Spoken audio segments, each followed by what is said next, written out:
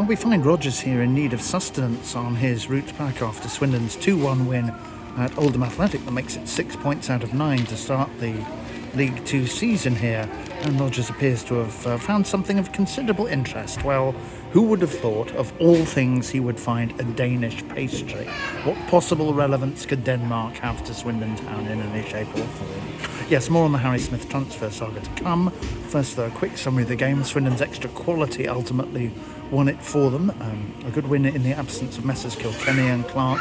Oldacre and Nichols helping Swindon take charge of the game, get the 2 early goals, which Joe Snowden scored one and set up the other when they were able to kind of mostly sort of see it out. Of course, that wasn't entirely the intention against an Oldham side who offered lots of willingness and lots of physicality, but a gap in quality, I would say, between a side just up from the National League and a side available, sort of fried fresh, should we say, rather, in League Two. And at the time of talking, neither promoted side has won a game yet, and Namdi Offabor is not going to be returning to the county ground on Tuesday because he's been sent off for Barnet. So those are the quick thoughts on the game. The Harry Smith transfer saga, fresh and tasty as it may be, is perhaps of more interest to people. So thanks to the reporting of our learned colleagues at the Advertiser and Moonraker, it seems pretty clear that Horsens, the Danish side, top of the second tier there, made a substantial bid, and a bid that normally,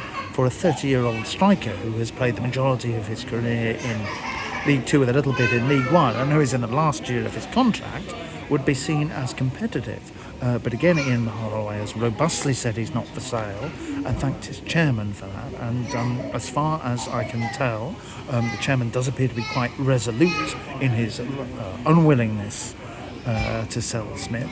The manager also said afterwards that Smith does not want to go to Denmark, unlike Rogers' attitude clearly here towards this pastry. However, you would have to assume logically that for Horsens to make a bid of significance, and one that would be described as credible at the very least, someone somewhere is more convinced that Smith would be able to move on during this transfer window. That is the concern that makes you think this saga might last considerably longer than a Danish pastry in Rogers' paws. But 6 points out of 9, like I say, so far.